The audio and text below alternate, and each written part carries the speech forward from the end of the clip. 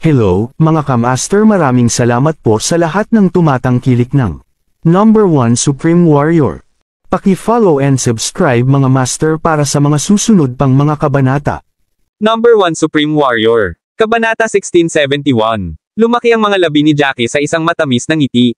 Sa wakas ay nagtagumpay siya sa pagkamit ng first grade ultimate god level.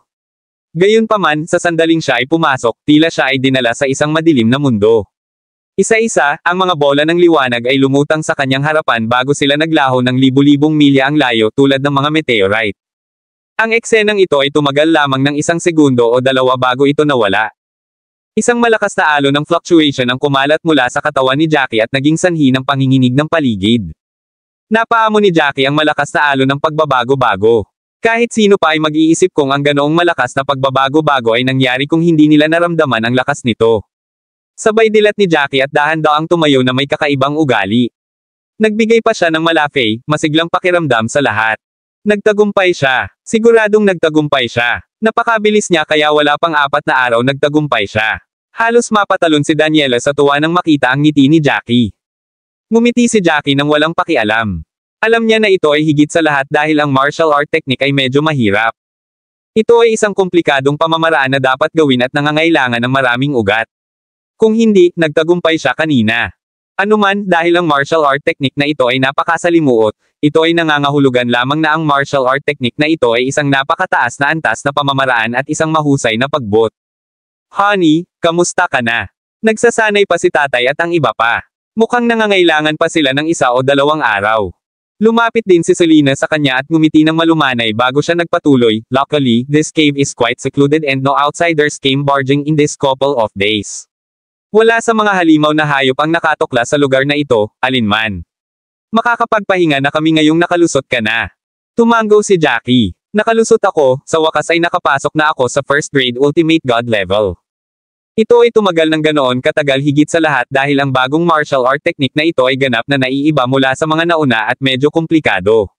Kung hindi ito magtatagal ng ganoon katagal. Tama ka. Ang unang pagtatangka ay tiyak na kukuha ng malaking bahagi ng oras. Ang pagsasanay sa hinaharap ay maaaring maging mas mahusay. Nakangiting sabi ni Selena. Sa hindi inaasahang pagkakataon, kumalat ang isang alon ng nakakatakot na pagbabago-bago mula sa ibang direksyon bago ito mabilis na nakuha sa sandaling ito. Natuwa si Jackie at ang iba pa nang tumingin sila sa pinanggalingan ng pagbabago-bago, napansin na si Nash White ang nakalusot. Nakakamangha. Ama, master ka na rin sa ultimate god level ngayon. Bimdang tuwang-tuwa Jackie. Kabanata 1672. With clenched fists, Nash was over the moon nang maramdaman niya ang malakas na pakiramdam na ilang ulit na nadagdagan sa loob niya.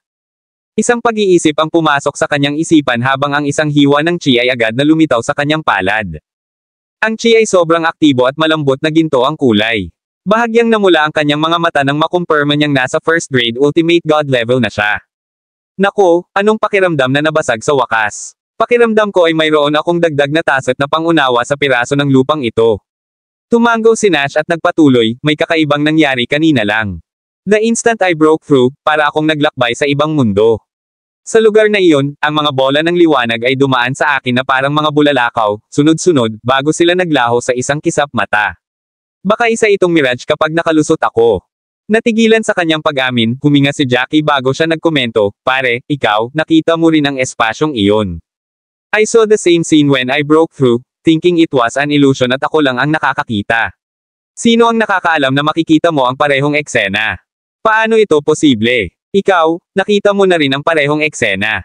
Huminga ng malalim si Nash sa gulat. Akala din ni Nash ay siya lang ang nakakita nito, at laking gulat niya nang makita rin ito ni Jackie, dahilan para mapagod siya. Pagkaraan ng ilang sandali, sumimangot siya at sinabing, maaari kayang ang mga pumasok sa first grade ultimate god level ay papasok sa lugar na iyon. Ang lugar na nagpapahintulot sa mga kaluluwa na makapasok. Hindi ako sigurado tungkol doon, ngunit maaaring ito ang kaso. Kung hindi, paano natin makikita ang parehong eksena? Nakakunot ang noo ni Jackie na lumingon kay Alejandro at sa iba pang sumusubok na makalusot. Pagkatapos ay sinabi niya, tanungin natin sila mamaya pagkatapos nilang makalusot at tingnan kung ano ang kalagayan nila.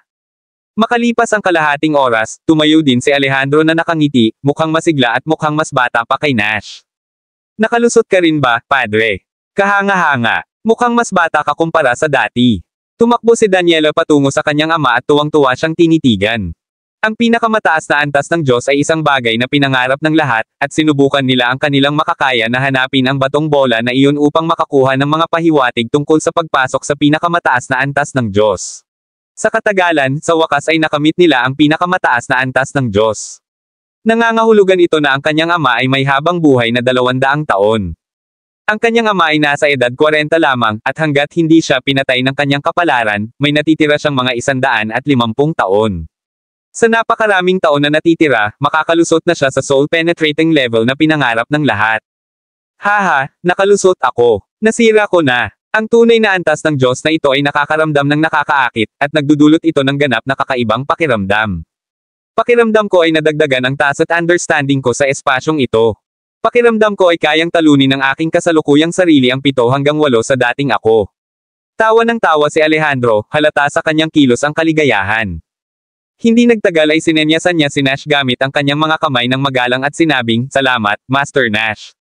Salamat sa iyong mabuting hangarin sa pagbabahagi ng kopya ng martial art technique na ito sa aming pamilya Cabello. Kung hindi, hindi ko malalaman kung makakalusot pa ako sa Ultimate God level." Kabanata 1673. Walang pakialam nang umiti si Nash at iwinagayway ang kamay habang nagsasalita, "Master Cabello, hindi na kailangang maging magalang. Kahit na hindi namin ibinahagi sa iyo ang martial art technique na ito, naniniwala ako na makakakuha ka ng isa sa kagubatan sa lalong madaling panahon na makapasok sa pinakamataas na antas ng Diyos ay sandali lamang. Mukhang ito ay isang treasure hunting place kasama ang lahat ng hindi mabilang na mahahalagang bagay dito. Hindi sana nakakuha ng 2 martial art technique si Jackie ng ganoon kabilis kung hindi. Haha, baka hindi yon. Mas panatag tayo sa lalong madaling panahon na makapasok tayo sa pinakamataas na antas ng Diyos. Kung hindi, hindi tayo makakalaban tulad noong nakilala natin ang halimaw na hayop na maihahambing sa isang master sa first grade ultimate god level. Ngayong nakalusot na tayo, kaya nating pigilan ang kalaban kahit na hindi natin kayang talunin ang halimaw na hayop. Makakalaban natin sila, at least. Tumawa ng malakas si Alejandro. Sa kasamaang palad, hindi niya nakilala ang alinman sa mga master sa rurok na yugto ng tunay na antas ng Diyos mula sa pamilya Cabello. Kung hindi, ang pamilya Cabello ay maaaring magkaroon ng 2 hanggang 3 master sa first grade ultimate god level kung sila ay magsasanay ng sama-sama. Nagpalitan ng tingin si Nash kay Jackie bago nila tinanong si Alejandro, "Siya nga pala, Master Cabello, may dumaan ba sa iyo at nagparamdam sa iyo na ang buong kaluluwa mo ay pumasok sa ibang espasyo nang ikaw ay papasok sa first grade ultimate god level?" Nagtataka namang tumingin si Alejandro kina Jackie at Nash na may pagtataka na hindi alam kung ano ang pinag-uusapan nila. Ibang espasyo. Anong space? Nalaglag ang puso ni Nash bago muling nagtanong, "Isa itong espasyo na parang itim na langit, at maraming magagaan na bola sa paligid. Ang mga bola ay magkakaiba sa laki at kulay, at magkislap sa iyo na parang mga bulalakaw. Madadaanan kanila sa isang iglap, ngunit nangyari lang ito sa isang kisap mata bago sila nawala. Tama na yan. Naranasan namin ito ng aking ama sa sandaling kami ay nakalusot." Dagdag ni Jackie. "Naisip namin na ang bawat tao na nakalusot sa pinakamataas na antas ng Diyos ay makikita ang eksenang ito. Hindi ba nakita ni Master Cabello?" "Hindi. Nakalusot ako ng ganyan." Natarante si Alejandro, hindi niya alam kung ano ang nangyari. Pagkaraan ng ilang sandali, ang unang elder ng pamilyang puti, si Kenneth White, ay tumayo din ng nakangiti. "Haha, anong feeling? Nakalusot na ako at naging first grade ultimate god level master. Naabot ko na sa wakas ang pinaka-Diyos na antas." Napangiti ang lahat nang makita ang excited na paraan ni Kenneth. Naunawaan nilang lahat na habang mas matanda ang isang tao, mas mataas ang kanilang mga inaasahan patungo sa pinakamataas na antas ng Diyos. Nang makita kung gaano siya naging mas bata, sumimangot si Selena, unang elder, ang puti mong buhok ay tila nabawasan ng husto. "Talaga?" Agad na kumuha ng salamin si Kenneth at sinabing matapos tingnan ng detalyado, "Yes, I really look much younger and much more spirited. Kahit matanda na ako, mas maganda na ako kaysa dati. Pati ang itsura ko ay tumaas ng husto." Tapos tumingin siya kay Jackie. Si Jackie ang pinakamagaling dahil nakapasok siya sa pinaka-Diyos na antas sa murang edad. Ang isang master na tulad mo ay tiyak na papasok sa soul-penetrating level sooner or later. Kayo ang tunay na nagpapanatili ng inyong kabataang anyo. Kabanata 1674. Haha, ganito pala ang mga talent. Ang mga paghahambing ay kasuklam-suklam. Nakangiting sabi ni Alejandro kay Kenneth. Gayunpaman, nasisiyahan na ako na nagagawa nating makapasok sa pinakamataas na antas ng Diyos. Maraming mga martial artist ang namatay bago pa man sila makalusot sa tunay na antas ng Diyos sa panahon ng kanilang buhay, lalo pa sa pinakamataas na antas ng Diyos. Nakangiting tumango si Kenneth doon. Tama si Master Cabello. Bilang isang tao, kailangan nating makontento sa kung ano ang mayroon tayo. Sobrang saya ko na sa narating ko ngayon. Isa pa, si MS Selena ay isang mahuhusay na individual at may kukumpara sa tatlong mistress ng pamilya Cabello. Sa palagay ko, malapit na siyang makapasok sa pinakamataas na antas ng Diyos. Pilit nang umiti si Selena na tumabi sa kanya. Kung tutuusin, kung hindi aalisin ang kanyang sumpa, siya ay nabubuhay araw-araw. Lumipas ang maraming araw, at umabot pa ng 4 na araw ang group training. Wala na siyang mahabang oras. Kung nabigo siyang alisin ang sumpa, maaari lamang niyang hintayin ang kanyang kamatayan. Alam ni Jackie ang iniisip ni Selena nang makita ang maliit ngunit mapait na ngiti nito kaya agad niyang iniba ang usapan. Nga pala, unang elder, may nakita ka ba noong pumasok ka? Natigilan si Kenneth bago natatarantang sumagot, Young Master Jackie, nakita niyo rin ba itong dalawa? Akala ko nag-hallucinate ako. Nang makalusot ako, pumasok ako sa isang misteryosong espasyo na may mga magagaan na bola na may iba't ibang laki na dumaan sa akin. Lalong lumalim ang pagkunot ng noo ni Nash nang marinig ito. Ito ay kakaiba. Bakit nakita naming tatlo pero hindi nakita ni Master Cabello? Bahagyang nag-alala si Alejandro. I wonder if seeing the scene is a good thing or not. Nakita niyong tatlo ang eksena at parang pumasok sa isang espesyal na lugar, at ako lang ang hindi. Gayunpaman, ang aking husay sa pakikipaglaban ay umabot din sa first grade ultimate god level, hindi ba? Isinasantibi si Jackie, pareho kayong nag-practice ng martial art technique gaya ng ginawa ko. Bakit magkakaroon ng ganoong pagkakaiba? Nagkatinginan ang lahat, hindi makabuo ng paliwanag. Sa huli, tumingin sila kina Titus at Lancelot na hindi pa nakakalusot. Makalipas ang ilang sandali, nagsimula na si Titus, na labis na ikinatuwa niya dahil naabot niya ang pinakamataas na antas ng Diyos sa unang baitang. Kakaiba, naharap siya sa parehong sitwasyon ni Alejandro at hindi nakita ang eksena o pumasok sa misteryosong espasyo. Tapos, Earth. Bumulwak ang dugo mula sa bibig ni Lancelot nang imulat niya ang kanyang mga mata at walang tigil na ekspresyon. Sigh, malapit na ako. Kailangan ko lang mabaygo. Nabigo si Lancelot sa paglusot sa kanyang husay sa pakikipaglaban at nasaktan din siya ng husto sa proseso. Wala siyang ibang pagpipilian kundi ang uminom ng healing pill at gamutin ang kanyang mga sugat. Napalunok siya sa matinding selos nang malaman niya na ang iba ay nakalusot na sa sukdulang antas ng Diyos. 6 sa kanila ang sumubok na makapasok sa pinakamataas na antas ng Diyos, at silang 5 ay nagtagumpay maliban sa kanya, na labis ang kanyang pagkabigo. Kabanata 1675. Ngumiti si Jackie at inalo si Lancelot, huwag mong alalahanin ang sarili mo, Third Elder. Nakapasok ka na sa pinakamataas na yugto ng tunay na antas ng Diyos noong nakaraan, kaya dapat kang magpahinga ng ilang sandali at subukang makapasok muli sa susunod. Pagkatapos ng lahat, ito ay isang mahusay na kaharian, at hindi ito magiging kapansin-pansin kung ang lahat ay madaling makalusot. Tumango si Lancelot at sinabing, tama ka. Kahit papaano ang aming White family ay may 4 na master sa first grade ultimate god level ngayon. Tiyak, ang pamilya natin ang nangunguna sa lahat ng puwersang pumasok sa lugar na ito. Humalaklak si Nash habang mahinhin niyang itinutuwid, hindi natin masigurado yan. Tutal, marami na ang naghiwalay, at 4 na araw na kaming na-delay dito. Sa loob ng 4 na araw na ito, ang lahat ay maaaring higit na humiwalay habang wala tayong paraan upang malaman ang kanilang sitwasyon.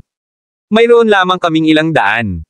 Tumango rin si Alejandro. Sigh. I wonder kung nasaan sina Helena at Venus. Hindi pa namin sila nakakasama pagkatapos ng maraming araw na pumasok. Ngayong 4 na araw na tayong naantala dito, maaaring lumayo pa ang ilang tao sa loob ng 4 na araw na ito. Umaasa ako na si Venus at ang iba ay hindi nag-cross ang landas na may mas malakas na mga individual. Mabilis siyang inalo ni Daniela, huwag kang mag-alala, padre.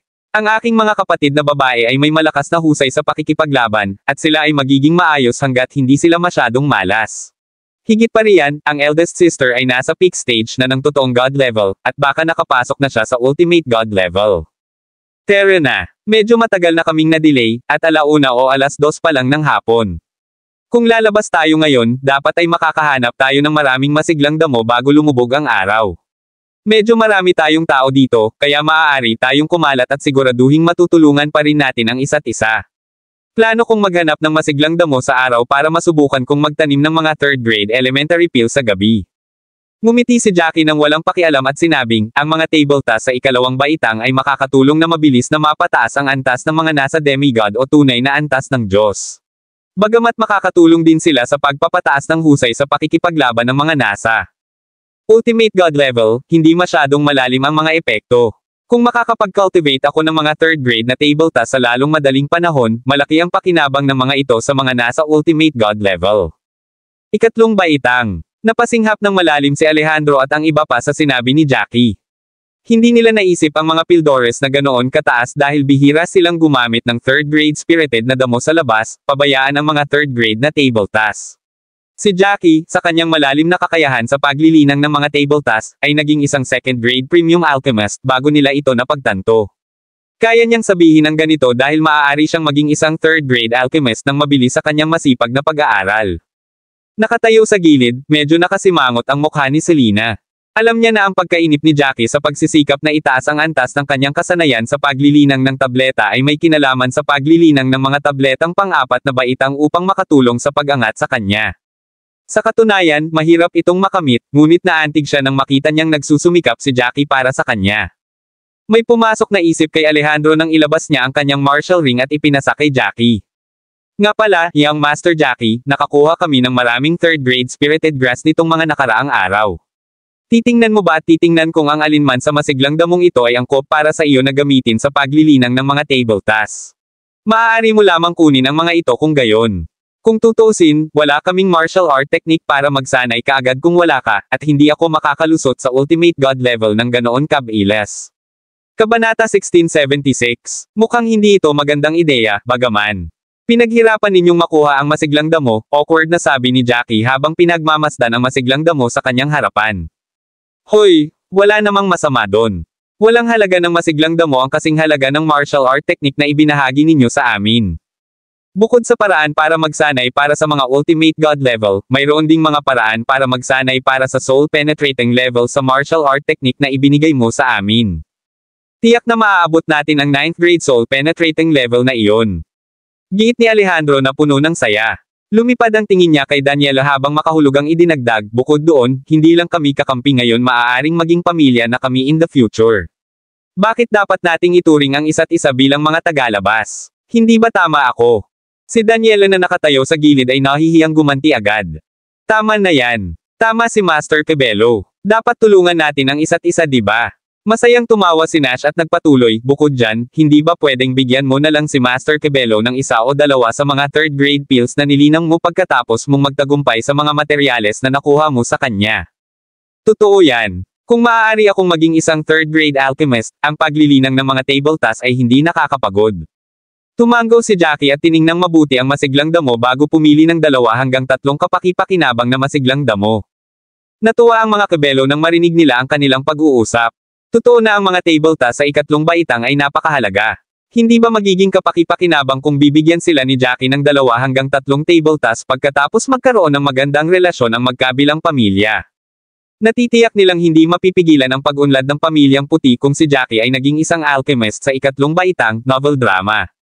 Pagkatapos ng lahat, kahit na walang nakakita ng mga table tasks sa ikatlong baitang, naisip na nila kung gaano kalakas ang tableta. Ang isang third grade elementary pill ay maaaring makapagpataas ng husay sa pakikipaglaban ng isang tao ng 2 hanggang 3 grado. Kung iyon ang kaso, ang pagsasanay ng isang tao ay mapapabilis ng husto.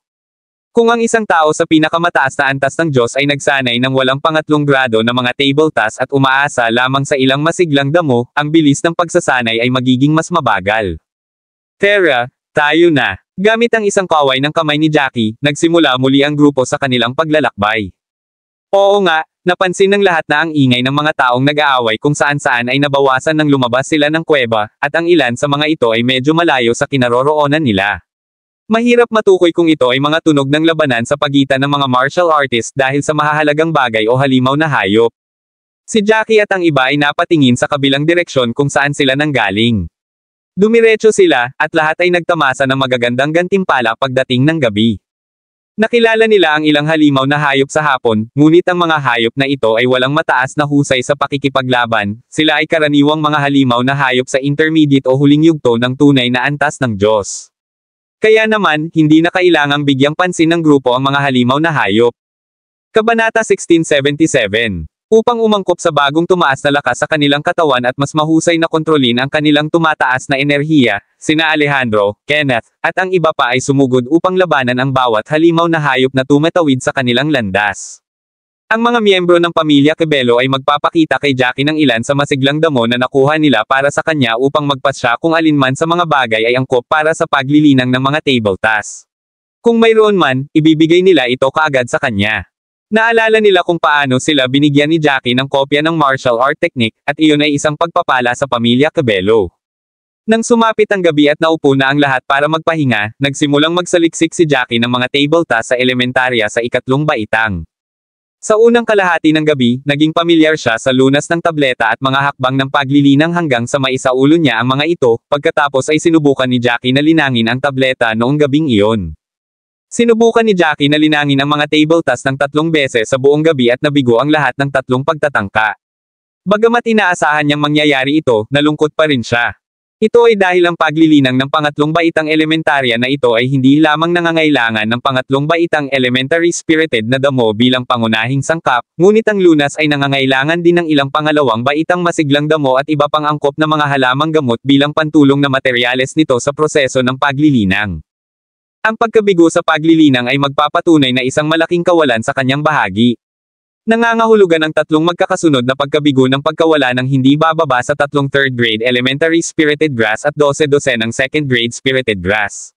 Paanong hindi nababalisa ang isang tao sa gayong malaking pagkalugi? Lumapit si Nash kay Jackie habang dahan-daang lumiwanag ang langit at inaliw siya. Ang paglilinang ng mga third grade na table tasks ay dapat na 10 beses na mas mahirap kumpara sa paglilinang ng mga second grade na table tasks. Ang pagpapabuti mula sa isang alchemist sa ikalawang baitang hanggang sa isang alchemist sa ikatlong baitang ay isang mahalagang pagpapabuti at maaaring ituring na isang malaking hakbang. Ang kabiguan ay hindi maiiwasan, kaya huwag mong hayaang mapagod ka ng sobra. Tumango si Jackie. Oo, ama. Ang second grade premium alchemist ay itinuturing ding second grade alchemist, habang ang isang alchemist na maaaring magtanim ng isang uri ng third grade elementary pill ay isang third grade alchemist. Malaki ang pagkakaiba ng dalawa. Ang pagkabigo ay hindi isang malaking issue, ngunit ang pagkawala ng masiglang damo ay labis akong nahihirapan. Ayos lang. Nagagawa naming maghanap ng napakaraming third grade spirited grass araw-araw, at marami sa mga ito ang angkop na maging sangkap sa paglilinang ng mga table tasks. Hanggat handa kang magsumikap, naniniwala ako na patuloy kang lalampas at maging isang third grade alchemist sa lalong madaling panahon. Pagkatapos ng lahat, nakita ko na ang iyong mga pamamaraan ng paglilinang sa ikatlong pagkakataon ay higit na mas mahusay kaysa sa una. Ngumiti si Nash at mahinang tinapik ang balikat ni Jackie. Samantala, abala si Daniela sa panghihikayat kay Selena. Ate Selena, huwag kang masyadong mag-alala. Si Jackie ay napakatalino sa parehong pagsasanay at paglilinang ng mga table tasks. Alam kong malulutas niya ang itim na bahagi ng iyong mukha at aalisin ang spell na ito sa loob ng 1 taon. Nakangiting tumango si Selena bago niya kinausap si Daniela. You don't need to be so shy, you should chat more with Jackie kapag free ka. Paano ito gagana kung patuloy kang mananatili sa tabi ko? Saglit na huminto si Selena bago siya nagdagdag ng mahina, bagamat naniniwala din ako na magsisikap si Jackie na tulungan akong alisin ang spell na ito, napakabilis ng oras, at hindi madali ang paglilinang ng pang-4 na baitang intermediate na tableta. Higit pa rito, hindi madaling makuha ang mahalagang bagay mula sa Supreme Clarity Sect sa maikling panahon. Kung mamatay ako, hindi mo kailangang malungkot para sa akin. Alam kong mabait kang babae, at siguradong aalagaan mo ng mabuti sina Jackie at Kylie sa ngalan ko. Naputol ang ekspresyon ni Daniela sa sinabi ni Selena. Tigilan mo na yung kalokohan mo, Selena. Walang mangyayari sa'yo. Napakaganda ng relasyon ninyo ni Jackie, at hindi siya papayag na may mangyari sa iyo. At top of that, kahit para sa kapakanan ni Kylie, kailangan mong lumaban para manatiling buhay. Naiintindihan mo ba? Huwag mong problemayan ang mga ganoong kaisipan o hayaang makaapekto ito sa iyong pagsasanay, okay? Kabanata 1678. Naantig si Selena nang makita ang galit na ekspresyon ni Daniela. Nakita niya kung paano hinahangaan ni Daniela si Jackie at isang tunay na dalisay, inosenteng mabuting babae. Napangiti ng mapait si Selena at sinabing, huwag kang mag-alala, hindi ako susuko ng ganoon kadali. Tutal hinihintay pa rin ako ni Kylie na umuwi. Ano man ang mangyari, I'll try my best to stay alive as my parents are also at home, waiting for my return. Sinabi ko lang kung ano ang sinabi ko kung sakaling mangyari. Ate Selena, alam kong hindi ito mangyayari. Paniniguro ng nakangisi na si Daniela habang hawak niya ang braso ni Selena. Nagpatuloy ang grupo sa kanilang paglalakbay. Sa hindi inaasahang pagkakataon, nakarinig sila ng ingay ng mga taong nag-aaway sa lugar sa unahan nila noong hapon. Pinag-aralan ni Jackie at ng iba pa ang nangyari sa malayo, at napakunot ang noo ni Jackie nang mapansin niyang ang nakapaligid na grupo ay si Venus at ilang kabataan mula sa pamilya Cabello. Ang mga taong nakapaligid sa kanila ay miyembro din ng pamilya Cabello. Anong nangyayari? Bakit kinukulong ng matanda sa pamilya Cabello si second young mistress Cabello at ang iba pa? Tanong ng nalilitong Jackie na nakakunot ang noo. Sumimangot din si Alejandro. Pupunta tayong dalawa at tingnan kung ano ang nangyayari, ang iba ay maaaring pumunta mamaya. Pagkatapos umorder sa iba, lumipad siya paarap kasama si Jackie. Sa ilalim ng isang malaking puno, ang pangalawang may bahay ng pamilya Cabello, si Venus, at ilang mga kabataan ay pinalibutan ng pangalawang elder at ilang iba pang miyembro ng pamilya Cabello. May dugo si Venus sa mga sulok ng kanyang bibig at malubhang na sugatan. Tumingin si Venus sa lalaking nasa mid-50s na nakatayo sa harapan niya at umungol, "Huwag mong ipilit ang swerte mo, pangalawang elder. Hindi ako papayag." "Haha, sa palagay mo ba ay pareho ang lahat noong nasa labas tayo, pangalawang misis? Napakaraming araw na tayo sa lugar na ito, at maaaring matagal nang namatay ang iyong ama at ang iba pa." Ang pangalawang elder ng pamilya Cabello ay tumawa ng mayabang, na mukhang labis na nasisiyahan sa kanyang sarili. "Hindi mo ba naiintindihan? Nagbago ang lahat pagkatapos naming pumasok sa bagong lugar na ito. Bukod sa napakalaking sukat ng gubat na ito at sa kawalan ng katiyakan ng pagtakbo sa iyong ama, ano ang magagawa niya kahit na gawin natin? Isa na akong master sa ultimate god level, at ang iyong ama ay walang kapantay sa akin, kahit na siya ay dumating. Ang kanyang wakas ay kamatayan lamang sa pamamagitan ng aking mga kamay." Nagdilim ang ekspresyon ni Venus nang marinig ito. Totoo na ang pangalawang elder ng pamilya Cabello ay nakapasok sa first grade ultimate god level hindi nagtagal pagkatapos niyang pumasok sa lugar na ito. Ano ang magagawa ng kanyang ama kung dumating siya? Kaya ba niyang talunin ang isang kalaban sa ultimate god level? Gayunpaman, mas gugustuhin niyang mamatay kaysa pakasalan ang matandang ito na kaedad ng kanyang ama. Pagkatapos ng lahat, siya at ang kanyang mga kapatid na babae ay kinilala ng publiko bilang ang tatlong gintong bulaklak bago sila pumasok sa kaharian na ito. Hindi sila pumayag na pakasalan ng sinuman sa buong taon, kahit na maraming mahuhusay na young masters ang humabol sa kanila. Paano niya mapapangasawa ang isang kasuklam-suklam na matanda gayong hindi pa niya nakikilala ang para sa kanya? Kinagat niya ang kanyang S***y na pulang labi at nakasimangot na sinabi, "Second elder, maganda ang pakikitungo sa iyo ng pamilya namin ni Cabello noong isa ka sa amin. Hindi ko akalain na magiging ganito kang klaseng tao. Haha, ano bang problema ko? Ang mga taong ito ay aking pinagkakatiwalaang aid at ako ang nag-promote sa kanila, kaya handa silang sundin ang aking pamumuno." Kabanata 1679. Ang pangalawang elder ay tumawa at sinulyapan ang dosenang mga master sa paligid niya bago siya nagsalita ng malakas, at saka, ang mga magagandang babae ay isang pagnanasa ng isang ginoo.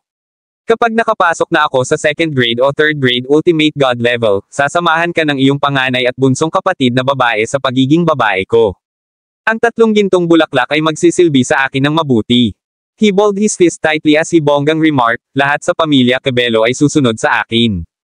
Hayaang umunlad ang mga sumunod sa akin, habang ang mga lumaban sa akin ay mamamatay. Magkakaroon lang ng isa. Nagtatapos para sa mga tumatangging sumunod sa akin kamatayan. Tama na yan. Dapat ay nagbago na si Master Cabello mula pa noong una, at dapat ang aking amo ang mamumuno." Idineklara niya ang isang lalaking nagpapangiwi habang nakatayo sa tabi ng pangalawang elder. "Noon, maganda ang pakikitungo ng pamilya Cabello sa aking amo, ngunit sa tuwing may magandang mangyayari, ang unang pumapasok sa isip nila ay ang unang elder na si Kevin Cabello. Haha, tungkol naman sa dahilan. Hindi ba't dahil lang sa hindi taglay ng aking amo ang pangalan ng pamilyang Cabello at isa siyang tagalabas na may ibang pangalan ng pamilya? Tama na yan. Lagi nilang sinasabi na maganda ang pakikitungo nila sa akin, pero ano ang nangyari sa huli? Lagi nilang iniisip ang unang elder sa tuwing may darating na magandang bagay." Malamig na tumawa ang pangalawang elder at sinabi sa mga kabataan ng pamilya Cabello na nauna sa kanya, "Sana marunong kayong humawak sa maselang sitwasyong ito at huminto sa paglalaban, o kamatayan na lang ang matitira sa inyo. Kung makuha ninyo ang pangalawang ginang para sa akin, baka palayain na kita at buhayin pa. Ask lang, maraming magaganda at kabataang babae dyan kung sobrang gusto mo sila. Higit pa rito, gaano kahirap para sa iyo na makakuha ng isang magandang babae sa iyong kasalukuyang katayuan. Bakit mo ipinipilit na makuha ang iyong mga kamay sa aming pangalawang ginang? Ito ay kabalbalan. Tahol ng isang binata mula sa pamilya Cabello. Habang napapaligiran ang mga Cabello at mahigit 12 sa kanila ang nasawi, wala ni isa sa kanila ang nagplanong sumuko kahit na nasa ganoong katakot-takot na sitwasyon. Haha, totoo yan. Malakas na tumawa si Oscar bago sumulyap kay Venus na may mapanlinlang na ekspresyon, at sinabing, gayunpaman, hindi marami sa kanila ang kasing ganda ng 3 batang mistress mula sa iyong pamilya Cabello. Nakalulungkot na ang iyong panganay na batang may bahay ay nakipagrelasyon sa binatang iyon mula sa pamilyang White noon. Bagamat naghiwalay na sila, dapat ay natulog na ito sa kanya. Kahit na ano, maganda pa rin na ang pangalawa at pangatlong dalaga ay mga inosenteng birhen pa rin ang naghihintay sa akin. Galit na galit sa kanyang mga salita, ang binata ay may galit na umungal, ****. Nagpapakamatay ka. Dahil sa galit, sumugod si Oscar sa isang iglap at inilagay ang kamay sa leeg ng lalaki. Sa isang malakas na pagpisil, ang lalaki ay napatay sa isang naririnig na snap. Pinsan kapatid. Nabigla si Venus nang mapanood niya ang pagkamatay ng kanyang pinsan. Pinagbabato ng mahigpit ang kanyang kamao, sinugod niya si Oscar. Haha, plano mo akong talunin kapag nakalusot ka na sa peak stage ng totoong God level. Nakangiting umiwas si Oscar habang nakaharap sa atake ni Venus. Ibinaba niya ang kanyang mga kamay sa mga kamao at sinalubong ang pag-atake ni Venus nang hindi man lang ginagamit ang kanyang chi. Thum! Isang bahagyang namamanhid na tunog ang maririnig tulad ni Venus. Nakitang lumilipad pabalik sa susunod na segundo. Ang dugo ay bumulwak sa kanyang mga labi, at ang kanyang orihinal na maputlang mukha ay lalong namutla. Kabanata 1680. Nang malapit nang bumagsak si Venus sa lupa, gayunpaman. Whoosh! 2 figure ang sumugod habang hawak siya ng isa sa kanila.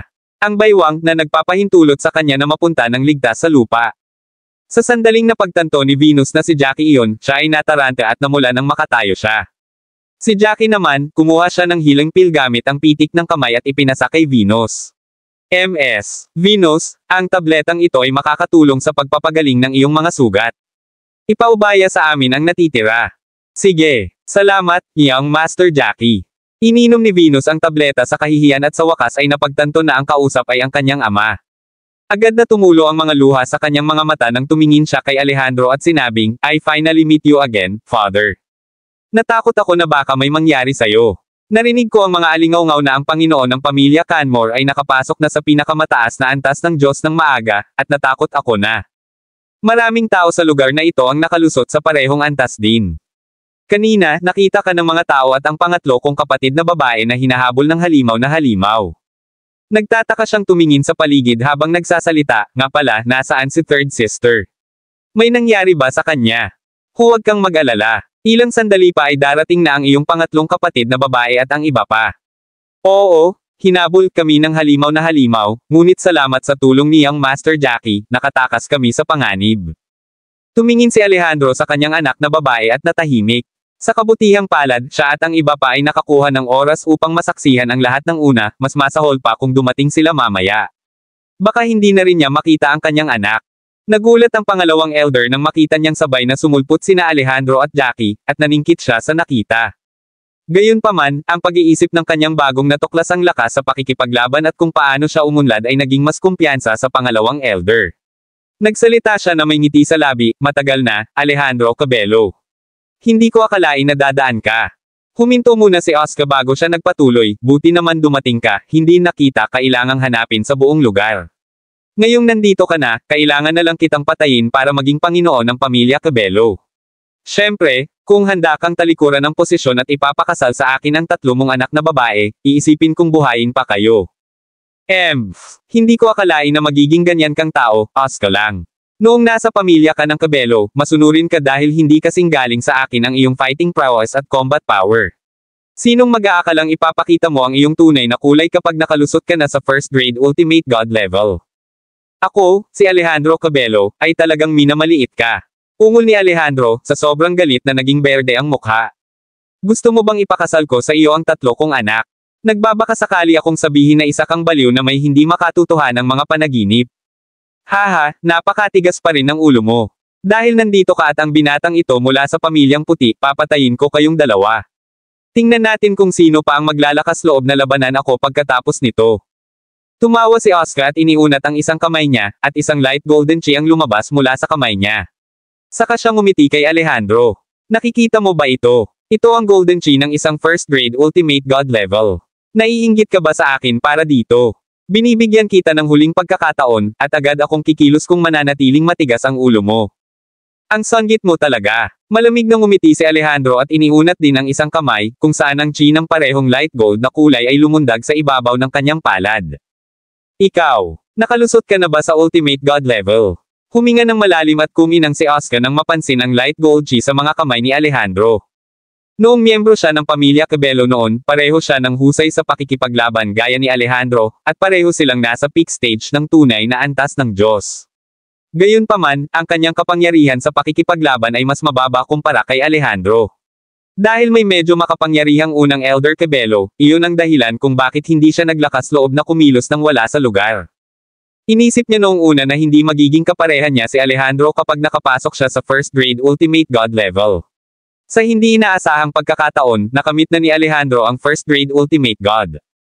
Nagdulot ito ng pagkawala ng buong kumpiyansa sa kanya dahil palagi siyang pinipigilan ni Alejandro. Hindi nagtagal, isang mahina ngunit mabangis na kislap ang lumitaw sa kanyang mga mata. So what kung nasira mo na? Ang martial art technique na nakuha ko sa pagkakataong ito ay maaaring hindi matalo sa mayroon ka, kaya matigas pa rin akong pumutok. Ang mga pinagkakatiwalaan ng pangalawang elder ay nag-aalala sa una, ngunit sila ay nakahinga ng maluwag nang marinig nila ang kanyang sinabi. Maraming salamat mga kamaster sa walang sawang pagsusubaybay, isang like, share, and subscribe naman dyan mga kamaster. Abangan ang susunod pang mga kabanata.